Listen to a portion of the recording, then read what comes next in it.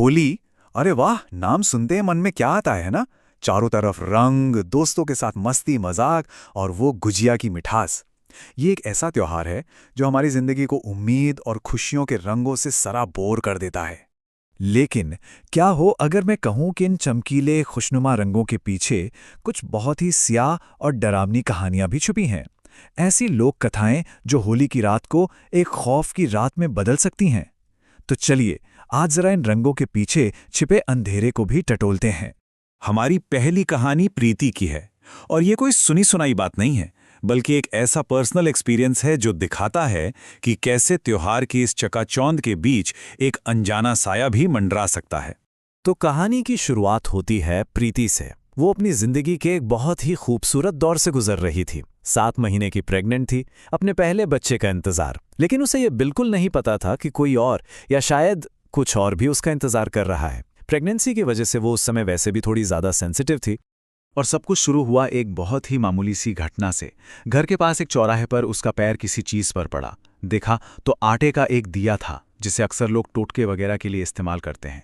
प्रीति ने इस पर ज्यादा ध्यान नहीं दिया, पर शायद यही उसकी सबसे बड़ी भूल थी। इसके बाद तो जैसे अजीब घटनाओं का एक सिलसिला सा शुरू हो गया। पहले तो रात में उसे लगा जैसे किसी ने उसे जमीन पर धक्का दे दिया हो। फिर अगले दिन जब वो दोस्तों के साथ होली खेल रही थी तो एक अनजान आदमी भीड़ में घुस आया। उसने प्रीति को इतनी जोर से रंग लगाया कि उसे दर्द होने लगा। पर जब उसने अपने दोस्तों से इसकी शिकायत की तो वो हैरान हो गए। बोले, कौन चौथा आदमी, हम तो 3 ही थे। और फिर वो पल आया जब शक यकीन में बदल गया। उसकी भतीजी ने एक वीडियो दिखाया जिसमें साफ साफ दिख रहा था कि प्रीति अकेली खड़ी हवा में हाथ पैर चला रही है और उसके गालों पर रंग अपने आप लगता जा रहा है। वहां आसपास कोई भी नहीं था। और फिर आता है कहानी का सबसे खौफनाक पल। जब उसकी मां घबराकर कमरे में भागती है तो वो देखती है कि प्रीति का शरीर बिस्तर के ऊपर हवा में तैर रहा है। ये एक ऐसा मंजर था जो किसी के भी होश उड़ा दे।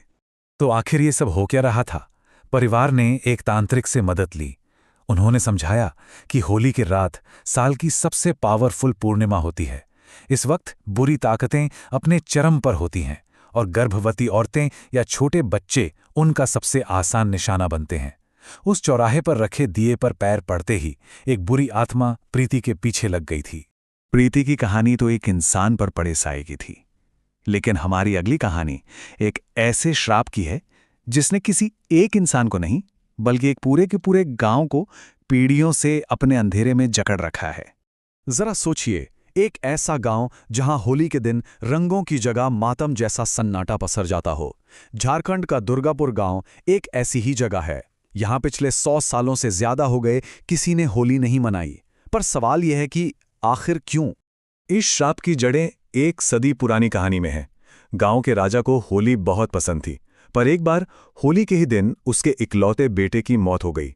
राजा अपने दुख में इतना डूब गया कि उसने पूरे गांव में होली पर पाबंदी लगा दी। कुछ साल बाद होली के ही दिन राजा ने भी आत्महत्या कर ली और तब से ये माना जाता है कि राजा की आत्मा उस गांव में भटकती है। और गांव वाले इस श्राप को बहुत सीरियसली लेते हैं। कहते हैं कि सालों पहले कोई बाहर का आदमी गांव में आया था। उसने इस पाबंदी को मानने से मना कर दिया और होली मनाई। उसके बाद वो आदमी उस गांव में फिर कभी किसी को नहीं दिखा। लोगों का मानना है कि राजा के भूत ने उसे सजा दे दी। अब चलते हैं हमारी आखिरी कहानी की तरफ। ये कहानी है 3 दोस्तों की जो अनजाने में एक ऐसी होली पार्टी में पहुंच जाते हैं जहां जश्न मनाने वाले इंसान नहीं हैं। तो कहानी है आगरा की। 3 दोस्त थे, अर्नव, ऋषि और आकाश। होली खेलने के बाद उन्होंने थोड़ी भांग पी ली और नशे में रास्ता भटक गए। चलते चलते वो एक सुनसान रास्ते पर निकल गए जो उन्हें एक पुराने वीरान से खंडर की तरफ ले गया। उस वीरान खंडर से लोगों के हंसने खेलने नाचने गाने की आवाजें आ रही थीं। अब ये बहुत अजीब था, लेकिन नशे और उत्सुकता में उन तीनों ने अंदर जाकर देखने का फैसला किया। अंदर का नजारा देखकर तो उनके होश ही उड़ गए। वो खंडर लोगों से खचाखच भरा था। सब नाच रहे थे, गा रहे थे, होली खेल रहे थे। नशे में धुत ये तीनों दोस्त भी उस जश्न में शामिल हो गए।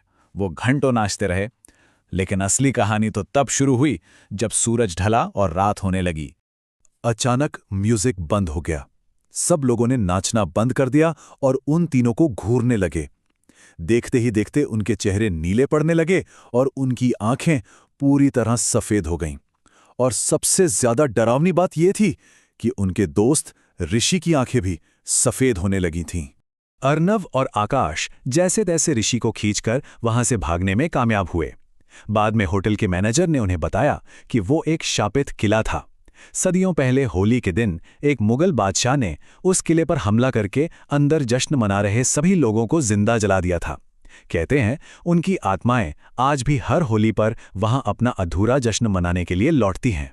तो ये थी 3 अलग-अलग कहानियां, एक पर्सनल एक्सपीरियंस, एक पूरे गांव का श्राप और एक प्रेतवादी जगह।